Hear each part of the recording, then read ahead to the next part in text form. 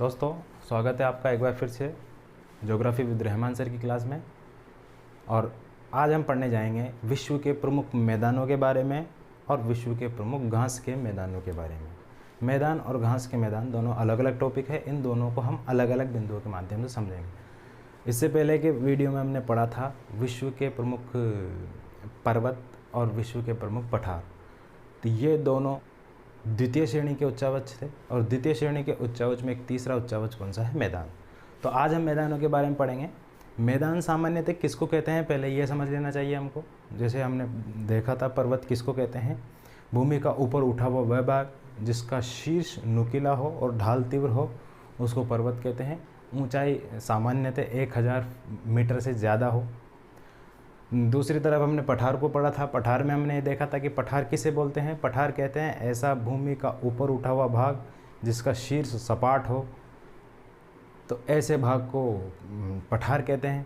अब हम पढ़ने वाले हैं मैदानों को। मैदान किसको कहते हैं? मैदान भूमि के उस भाग को कहा जाता है जो प्राय समतल हो। भूमि के उस भाग को कहा जाता है जो प्राय समतल हो और इसकी सामान्यतः ऊंचाई 150 मीटर तक मानी जाती है।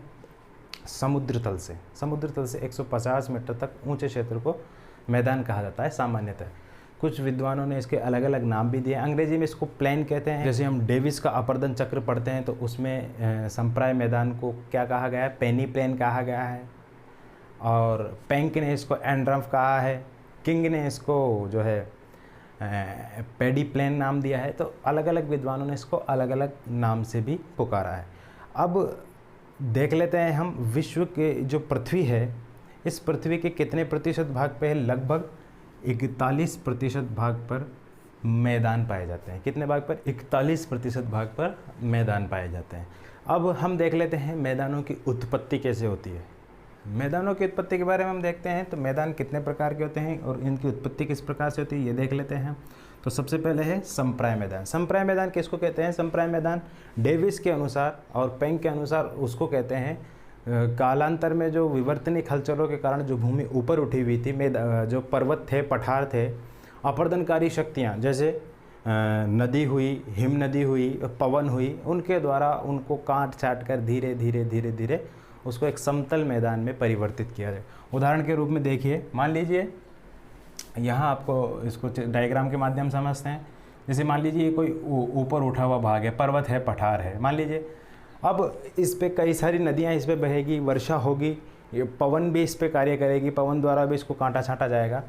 तो ये तो इसकी ऊंचाई है और ये है समय। तो समय के साथ साथ क्या होगा? समय के साथ साथ क्या होगा? इस पे अपर्दनकारी शक्तियाँ काम करेगी और अपर्दनकारी शक्तियाँ जैसे नदी, हिम नदी, पवन इसको काट छाट करके धीरे धीरे धीरे धीरे इसको काटती छाटती रहेगी। इसकी ऊंचाई में कमी आती रहेगी और एक समय ऐसा आएगा जब ये समतल मैदान में बदल जाएगा। तो यहाँ पर ये ऊंचाई इसकी सबसे ज़्यादा है, यहाँ धीरे धीरे ऊंचाई कम होती होती आखिर में ये ऊपर उठा हुआ भाग एक समतल मैदान के रूप में दिखाया जाता है, जिसको संप्राय भूमि या पेनी प्लेन नाम दिया गया है डेविस के द्वारा। अच्छा, इसमें जो है सामान्य जो चट्टानें होती है, नॉर्मल चट्टानें या कोमल चट्टानें जिसको बोलते हैं, वो तो आसानी से अपर्दित हो जाती है। लेकिन कुछ चट्टानें ऐसी होती है जो कठोर होती है, कठोर प्रकृति की होती है, वो अपने स्थान पर अड़ी रहती है। ऐसी चट्टानें इसमें अपर्दित नहीं हो पाती और वो अपने स्थान पर जो है इस तरीके से ऊंचे नीचे टीलों के रूप में खड़ी रहती है। ऐसी चट्टानों को उसने क्या कहा है? ऐसी चट्टानों को उसने नाम दिया है मोनोडनॉक।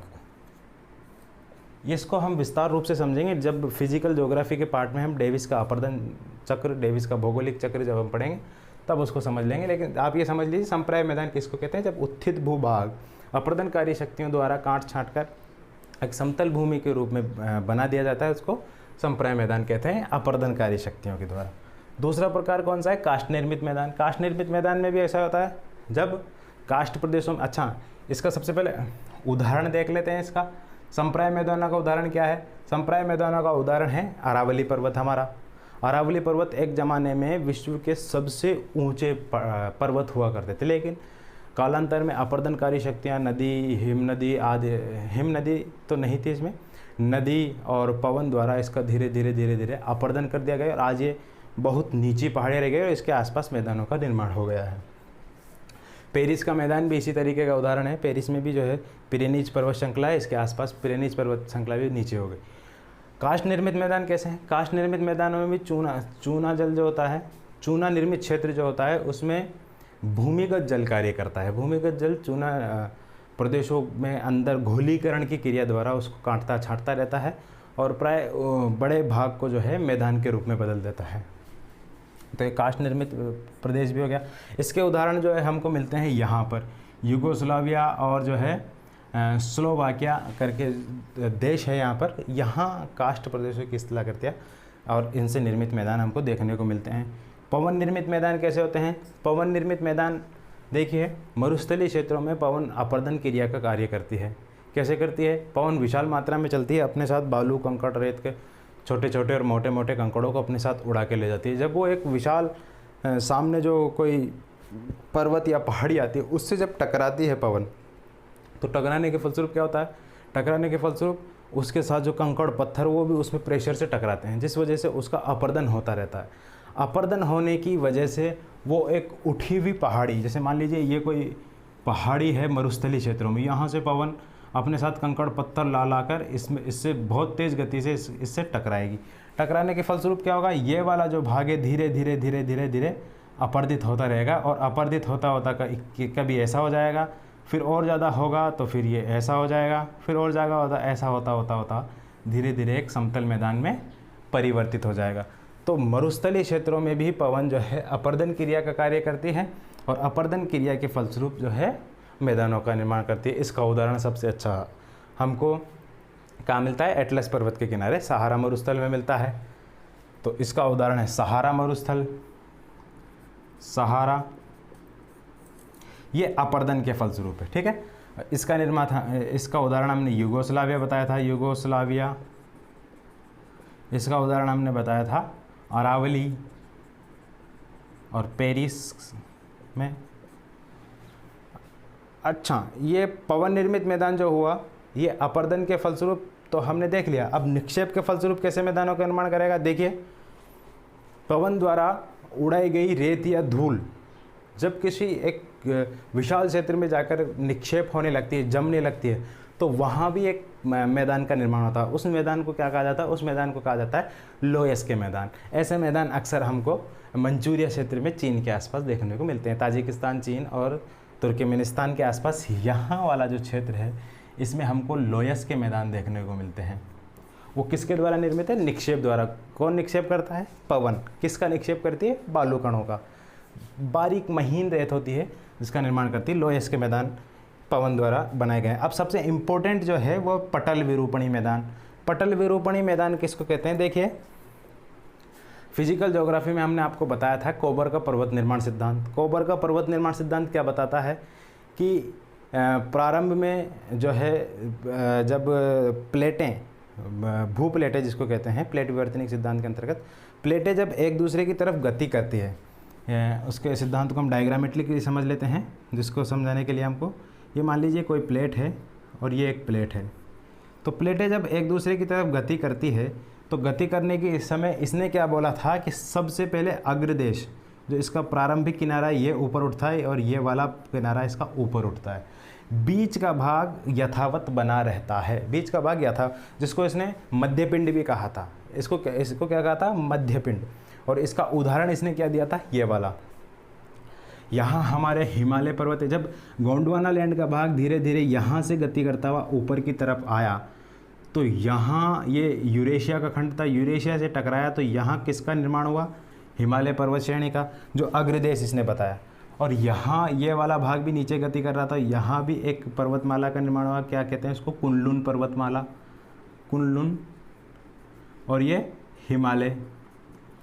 तो इसने क्या बताया था कि जब दो भाग आपस में एक दूसरे की तरफ गति करते हैं तो सबसे पहले किनारे वाले अग्रदेश जिसको बोला था, ये वाले भाग ऊपर की तरफ उठते हैं। उठ गए, यहाँ पर्वतों का निर्माण हो गया। लेकिन बीच वाला भाग यथावत बना रहता है या कम मात्रा में ऊपर की तरफ उठता है, जो पठार का रूप ले लेता है, जिसको मध्यपिंड भी इसने कहा था।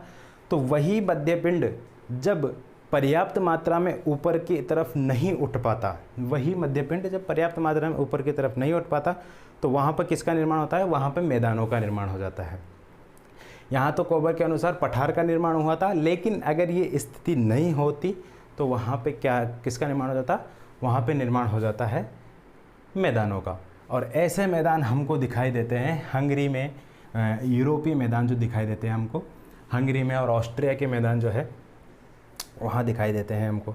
इसके बाद जलोढ़ निर्मित मैदान तो आप सभी जानते हो, जलोढ़ मैदान किसको कहते हैं, जब विवर्तनिक क्रिया द्वारा किसी पर्वत का निर्माण होता है, पर्वत के निर्माण के बाद पर्वत से निकलने वाली नदियाँ पर्वत से जो है कंकड़ पत्थरों को लुढ़का कर नीचे की तरफ लेके आती है, और जब लुढ़कते लुढ़कते जो है मैदानी क्षेत्रों में जब जाते हैं तो अपने वहाँ पर मिट्टी बिछा देते हैं। उस बिछी हुई मिट्टी को, उन मैदानों को, उन समतल भूमि को क्या कहते हैं, जलोढ़ निर्मित मैदान, यानी कि जल के द्वारा लुढ़का कर लाई गई मिट्टी द्वारा निर्मित मैदान।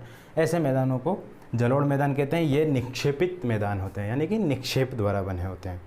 तो ये कुछ बातें थी मैदानों के बारे में। अब इसके बाद हम देखेंगे विश्व के जो घास के मैदान हैं वो कहाँ कहाँ हैं। सबसे इम्पोर्टेंट टॉपिक है घास के मैदान वाला, अक्सर परीक्षाओं में पूछा जाता है कि फलां जो है घास का मैदान कहाँ पाया जाता है। इसको हम डिटेल में पढ़ेंगे, इसको हम शॉर्टकट में नहीं बल्कि डिटेल में पढ़ने वाले हैं। आपसे पूछ लिया जाता है कि जो है लानोज कहाँ का घास का मैदान है, आप बता देते हैं वेनेजुएला का। ये वेनेजुएला देश यहाँ है, वेनेजुएला का आप बता देते हैं। लेकिन अब थोड़ा स्टैंडर्ड बढ़ गया है, आपसे पूछ लिया गया कि गुयाना में कौन सा घास का मैदान पाया जाता है, तो आप यहाँ पर जो है चक्कर खा जाओगे। गुयाना में कोई घास का मैदान नहीं है। वेनेजुएला का जो घास का मैदान है लानोस, वही गुयाना में भी पाया जाता है। तो हम इसको डिटेल में पढ़ने वाले हैं। तो आइए स्टार्ट करते हैं इसको। चलिए अब पढ़ते हैं हम विश्व के प्रमुख घास के मैदानों के बारे में। घास के मैदान किसे कहते हैं, कहाँ होते हैं, और उष्णकटिबंधीय घास के मैदान क्या होते हैं, शीतोष्ण कटिबंधीय घास के मैदान क्या होते हैं। इसको समझने के लिए सबसे पहले हमको विश्व के नक्शे में उष्ण कटिबंध, शीतोष्ण कटिबंध और शीत कटिबंध को समझना होगा। इसके लिए क्या करना होता है हमको, आप सभी को मालूम है। इसके लिए हमको आवश्यकता पड़ती है कर्क, मकर और भूमध्य रेखाओं की। तो देखिए हम स्टार्ट करते हैं। भूमध्य रेखा सबसे पहले बनाते हैं हम। ध्यान रखिएगा, भूमध्य रेखा बनाने के वक्त आपको, ये अमेजन नदी है, यहाँ पर अमेजन नदी के आसपास से भूमध्य रेखा गुजरेगी, गिनी की खाड़ी के यहाँ से गुजरेगी, अफ्रीका के बीचों बीच में से, और भारत से बिल्कुल भी टच नहीं होगी, श्रीलंका से भी नहीं होगी, श्रीलंका के नीचे होकर के जाएगी, इंडोनेशिया द्वीप समूह में होकर ये बोर्निया के बीच में होकर के निकल जाएगी। ध्यान रखना। तो हम इसको निकालते हैं। ये हमारी भूमध्य रेखा हुई। बिल्कुल कोशिश यही होगी कि तिरछी ना हो। ये हमारी भूमध्य रेखा हुई, लगभग सीधी है। इसके बाद ये हमारी जो है मकर रेखा हुई 23.5 डिग्री दक्षिणी अक्षांश पर। ये ध्यान रखना मेडागास्कर में होकर गुजरती है और ऑस्ट्रेलिया के बीचों बीच में से गुजरेगी। कर्क रेखा ध्यान रखना, ये फ्लोरिडा और क्यूबा के बीच में से निकलती है, मैक्सिको के अंदर होकर के। तो हम इसको निकालते हैं। ये कर्क रेखा है हमारी। कर्क रेखा अफ्रीका के उत्तरी हिस्से से होकर के भारत के बीचों बीच में से गुजरती है। बिल्कुल भारत के बीचों बीच में से गुजारेंगे। ये कर्क रेखा हमारी, ध्यान रखना, ताइवान के अंदर से भी गुजरती है। ये ताइवान द्वीप समूह है, ताइवान द्वीप है, ताइवान से भी ये टकराती है। तो ध्यान रखना, ये हमारी कर्क, मकर और विषुवत रेखा है। हम यहाँ लिख देते हैं ये भूमध्य रेखा, जिसको 0 डिग्री रेखा कहते हैं। ये कर्क रेखा, जिसको 23.5 डिग्री उत्तरी अक्षांश कहते हैं, और ये मकर रेखा, जिसको कहते हैं 23.5 डिग्री दक्षिणी अक्षांश। अब देखिए, इसके अलावा और भी रेखाएं होती है, जिसको रेखा ना कहकर वृत्त ज़्यादा कहते हैं। यहाँ पर आपके ये कनाडा, अलास्का होते हुए और ये ग्रीनलैंड का कुछ हिस्सा होते हुए, यहाँ से ये जो है क्या नाम है इसका, स्कैंडिनेवियन पर्वत होते हुए यहाँ से साइबेरिया में होकर गुजरती है। इसको कहते हैं आर्कटिक वृत्त कह दीजिए, आर्कटिक रेखा कह दीजिए, एक ही बात है। इसका नंबर है 66.5 डिग्री उत्तरी अक्षांश, आर्कटिक वृत्त, आर्कटिक रेखा, एक ही बात है। अच्छा, अब देखिए इसके नीचे एक और होती है आर्कटिक वृत्त, उसको कहा जाता है 66.5 डिग्री दक्षिणी। देखिए अब उत्तरी अक्षांश, दक्षिणी अक्षांश, उष्ण कटिबंध, शीत कटिबंध और शीतोष्ण कटिबंध क्या होता है, इसको हम समझ लेते हैं। इसको समझने के लिए देखिए 23.5 डिग्री कर्क रेखा और 23.5 डिग्री मकर रेखा, ये जो दोनों रेखाएं हैं सूरज की स्थिति वर्ष भर इन दोनों रेखाओं के बीच में ही बनी रहती है। सूरज की स्थिति वर्ष भर इन दोनों रेखाओं के बीच में ही बनी रहती है। देखिए जून में सूरज यहाँ आ जाता है, दिसंबर में यहाँ आ जाता है, सितंबर और मार्च में सूरज की स्थिति भूमध्य रेखा पर होती है। तो सूरज इसी के इर्द गिर्द जो है रहता है, इसलिए यहाँ इस पूरे क्षेत्र में 23.5 डिग्री से 23.5 इस पूरे क्षेत्र में सर्वाधिक धूप पड़ती है, सर्वाधिक सूर्य की किरणें सीधी पड़ती है इस क्षेत्र में। बाकी इसके अलावा विश्व का कोई सा भी भाग हो वहाँ पे सूर्य की किरणें सीधी नहीं पड़ेगी, तिरछी ही पड़ेगी हमेशा। और देखिए यहाँ पर इस पूरे क्षेत्र में वर्षा भी सर्वाधिक होती है, क्योंकि समुद्री क्षेत्र है अधिकतर, समुद्री क्षेत्र तो वाष्पीकरण अधिक होगा। चूँकि यहाँ गर्मी भी अधिक पड़ती है तो गर्मी जो है निम्न दाब का क्षेत्र बनेगा, तो सबसे ज़्यादा वर्षा भी इसी क्षेत्र में होगी। तो ये एक दो बातें थी। इस पूरे क्षेत्र को क्या कहते हैं, उष्ण कटिबंध। सर्वाधिक गर्मी पड़ती है, इस वजह से सर्वाधिक धूप पड़ती है, सर्वाधिक सूरज की किरणें सीधी पड़ती है, इस वजह से ये पूरा क्षेत्र क्या कहलाएगा, उष्ण कटिबंध। क्या कहलाएगा, उष्ण कटिबंध। ठीक है, ये वाला जो क्षेत्र है यहाँ से लेकर के यहाँ तक, अब देखिए इसके ऊपर 90 डिग्री तक का क्षेत्र अत्यधिक ठंडा है, वहाँ पर सूरज की किरणें बहुत तिरछी पड़ती है और बहुत कम मात्रा में वहाँ 1 या 2 महीने के लिए सूरज की किरणें दिखाई देती है। कुछ क्षेत्रों में तो वर्ष भर नहीं दिखाई देती, कुछ क्षेत्रों में 1-2 महीने के लिए, और कुछ क्षेत्रों में 6 महीने तक सूरज दिखाई देता है। 6 महीने तक सूरज दिखाई नहीं देता बिल्कुल भी। जब सूरज दक्षिणी अक्षांश में आ जाता है बिल्कुल भी वहाँ पर नहीं दिखाई देगा, जब सूरज यहाँ रहता है तो उत्तरी अक्षांश में तब दिखाई देता है। तो देखिए ये वाला जो क्षेत्र है ऊपर वाला 66.5 डिग्री से ऊपर, ये वाला कहलाएगा शीत कटिबंध।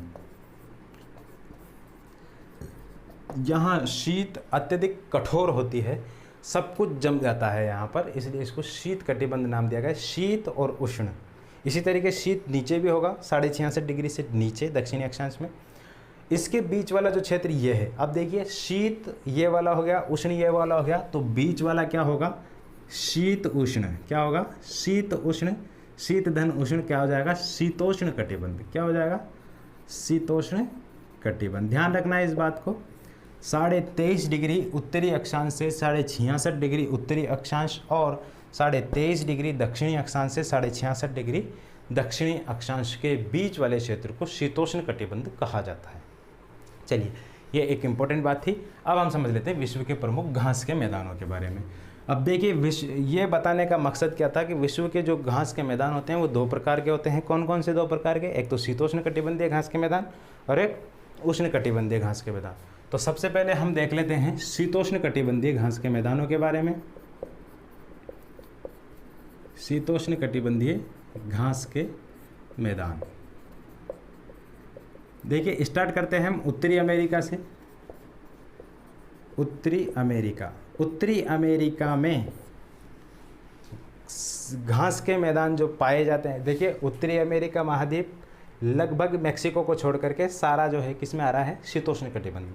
तो यहाँ पे जाहिर सी बात है कौन से मैदान पाए जाएंगे, ठंडे, यानी कि शीतोष्ण कटिबंध, शीतोष्ण घास के मैदान पाए जाएंगे।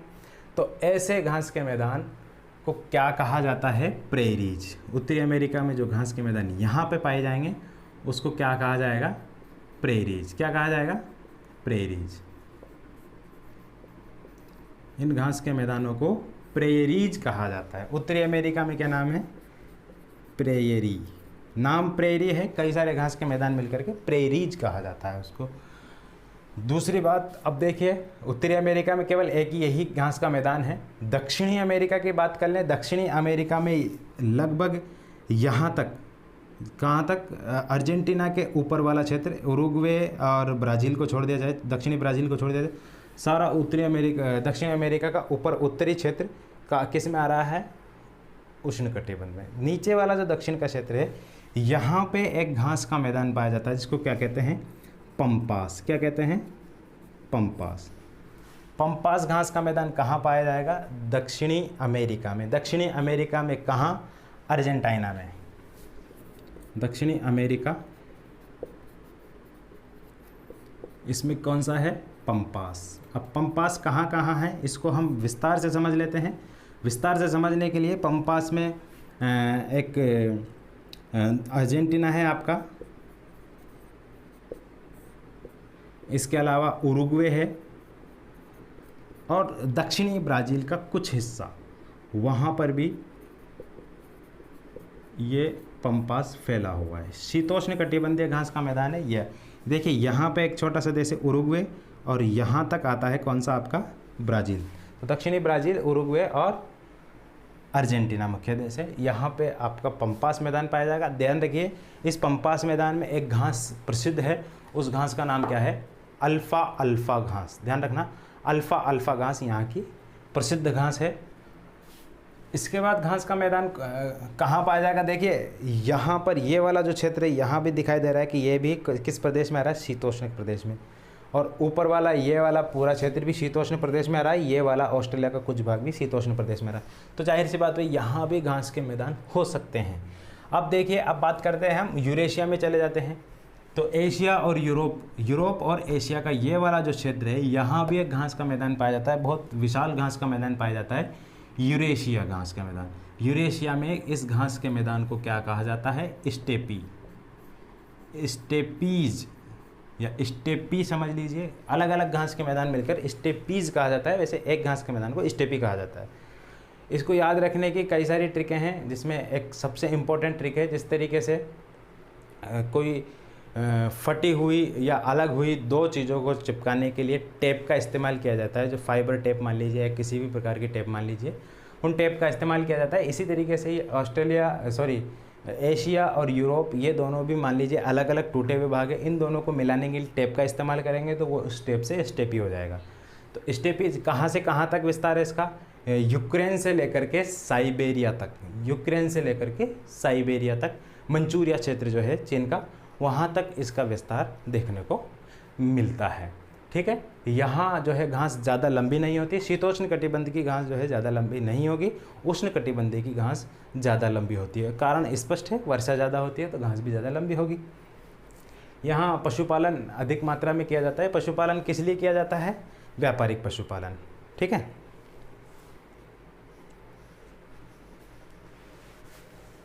इसके बाद देख लिया जाए तो यहाँ पे एक देश पाया जाएगा जिसका नाम है हंगरी। ऑस्ट्रिया के पास एक देश हंगरी। हंगरी में इसी शीतोष्ण कटिबंधीय घास के मैदान जो स्टेपी होता है उसका नाम क्या है, पुस्ताज कहा जाता है। हंगरी में, हंगरी में क्या कहा जाता है, पुस्ताज। ये एक हो गया, ये दो हो गया, 3 नंबर यूरेशिया। यूरेशिया में स्टेपी कहाँ से कहाँ तक है, यूक्रेन से लेकर, यूक्रेन यूरोपीय देश है, यूक्रेन से मंचूरिया तक, मंचूरिया रूस, मंचूरिया चीन का क्षेत्र है। चौथा नंबर क्या है, हंगरी। हंगरी में क्या कहा जाता है इसको, पुस्ताज, वही घास का मैदान है।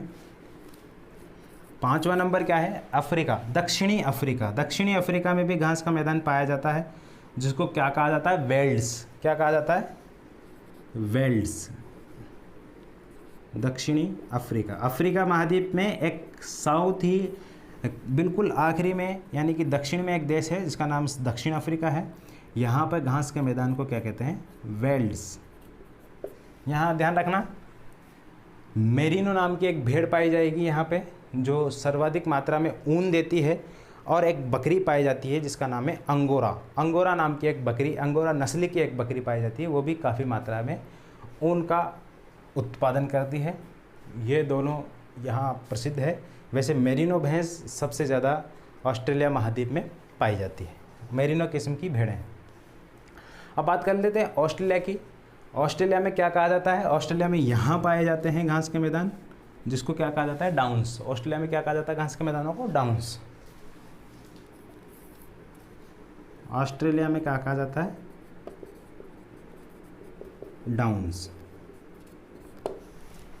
ये पंपास हो गया, ये प्रेरीज हो गया, ये पुस्ताज स्टेपीज हो गया, ये वेल्ड्स हो गया, ये जो है डाउन्स हो गए, और ये जो न्यूजीलैंड आपको दिखाई दे रहा है, न्यूजीलैंड के दक्षिणी द्वीप के उत्तरी तट पर भी एक मैदान पाया जाता है जिसको कहते हैं कैंटरबरी का मैदान। कैंटरबरी का मैदान कहते हैं। कैंटरबरी का मैदान भी शीतोष्ण कटिबंधीय घास का मैदान है। New Zealand Canterbury. तो दोस्तों ये थे विश्व के कुछ प्रमुख शीतोष्ण कटिबंधीय घास के मैदान। अब हम देख लेते हैं विश्व के उष्ण कटिबंधीय घास के मैदान। उष्ण कटिबंधीय घास के मैदान जाहिर सी बात है कहाँ पाए जाएंगे? इस पेटी में। इस पेटी में जितने भी घास के मैदान पाए जाएंगे उन सबको क्या कहेंगे? उष्ण कटिबंधीय घास के मैदान। तो सबसे पहले हम देखते हैं यहाँ पर वेनेजुएला में। वेनेजुएला देखिए, यहाँ पे एक देश है कोलंबिया, उसके बाद वेनेजुएला है, वेनेजुएला के बाद है सूरीनाम, और सूरीनाम के बाद है गुयाना। इस तरीके से 4 देश यहाँ पर लगभग है। फिर एक छोटा सा और देश है फ्रेंच गुयाना। तो ये जो वेनेजुएला है, वेनेजुएला से लेकर के ये कोलंबिया और गुयाना तक फैला हुआ है, इसको कहते हैं लानोज। क्या कहते हैं? लानोज। कौन सा मैदान है? लानोज। कहाँ है? वेनेजुएला में।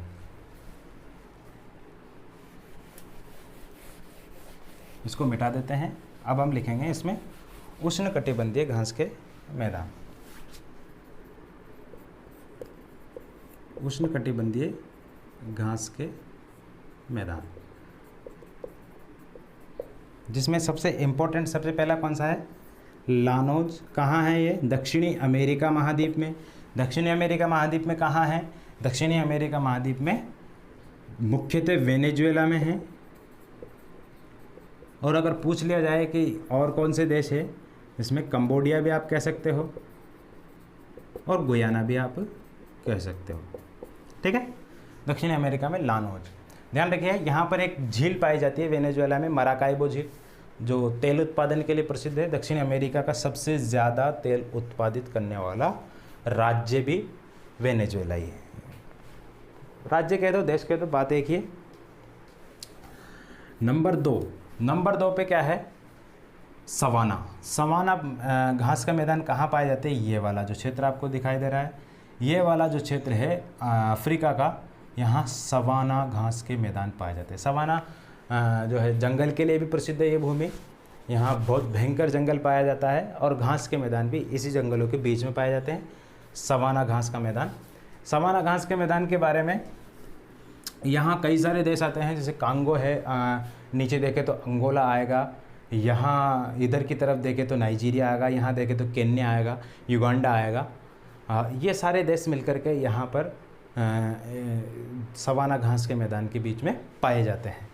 तो यहाँ एक इम्पोर्टेंट चीज़ है मसाई जनजाति। जो मसाई जनजाति का ये क्षेत्र है, पूर्वी अफ्रीका जो है, ये पूर्वी अफ्रीका के तट पे मसाई जनजाति पाई जाती है। मसाई मारा नाम का एक राष्ट्रीय उद्यान भी यहाँ पे पाया जाता है, जो केन्या में है। ठीक है, तो ये थोड़ी सी इम्पोर्टेंट बात थी उसकी। अफ्रीका महाद्वीप में क्या नाम है इसका? सवाना। देखिए, यहाँ पे कोई एक मुख्यतः देश नहीं है, एक मुख्य देश नहीं है, इस वजह से इसको अफ्रीका कॉन्टिनेंट का मान लिया जाता है। अगर आप देशों की बात करें तो केन्या आएगा, इसमें युगांडा आएगा, आपका कांगो आपका आ जाएगा, इधर से अंगोला आ जाएगा। ये सारे देश जो है इसमें शामिल है। इसके बाद नंबर 3 पर है सेल्वास घास के मैदान। सेल्वास कह दो, सेल्वाज कह दो, सेल्वा कह दो। ये यहाँ पे पाए जाएंगे आपको बोलीविया और ब्राज़ील वाले क्षेत्र में। सेल्वास, अमेजन बेसिन जिसको बोलते हैं, अमेजन नदी इधर की तरफ जाती है, अमेजन बेसिन में ये पाया जाता है सेल्वास। इसमें आप देशों के नाम लिखना चाहे तो बोलीविया है, और क्या नाम है इसका? ब्राज़ील का पश्चिमी हिस्सा।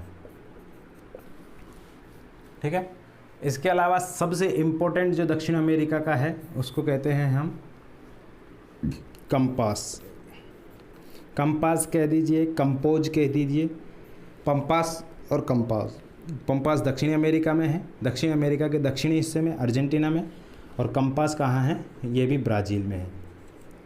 केवल ब्राज़ील में नहीं, ब्राज़ील के साथ इसमें पराग्वे भी शामिल है। और इसके साथ साथ इसमें बोलीविया भी शामिल है। ये वाला जो क्षेत्र है, ये वाला, इस पूरे क्षेत्र में कौन सा पाया जाएगा? आपको कंपास जो है घास का मैदान पाया जाएगा। अब एक बात ध्यान रखना है यहाँ पे, ये जो घास के मैदान है इनमें घास जो है 3 मीटर से भी ज़्यादा लंबी होती है। 3 मीटर से भी ज़्यादा लंबी घासें इन मैदानों में पाई जाती है। क्यों? क्योंकि यहाँ वर्षा अधिक होती है। वर्षा अधिक होती है तो घास की लंबाई भी बढ़ती बढ़ती 3 मीटर से अधिक हो जाती है, यानी कि लगभग 9 फीट से ज़्यादा। एक मानव इंसान, सामान्य इंसान 5 या 6 फीट का होता है, वो उसमें चला जाए तो आपको दिखाई नहीं देगा। इनको हाथी घास भी कहा जाता है, जो मुख्यतः हाथी और जिराफ जैसे बड़े जानवरों के काम आती है।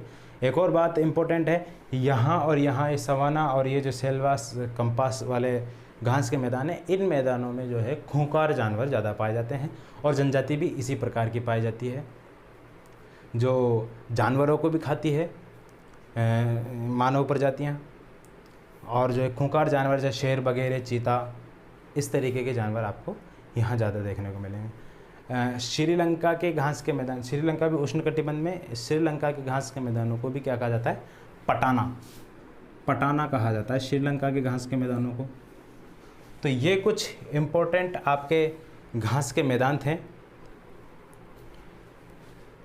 अगला वीडियो हमारा नदियों पर होगा। इसके बाद आप सभी हमको कमेंट करके बता सकते हैं कि आपको विश्व के भूगोल पढ़ने में मज़ा आ रहा है, या फिर इंडियन ज्योग्राफी हम शुरू करें, या फिर राजस्थान का भूगोल हम शुरू करें। और इसके साथ साथ आपको एक सूचना भी दे दूं, और आपके लिए खुशखबरी भी है ये, कुछ दिनों में 1 या 2 दिन या 3 दिन या इस हफ्ते में आपके लिए फ्री BSTC की क्लासें भी आपको इस चैनल पे उपलब्ध कराई जाएगी, जिसमें आपका राजस्थान की GK और रीजनिंग ये वाला पार्ट आपको करवाया जाएगा। ठीक है, धन्यवाद।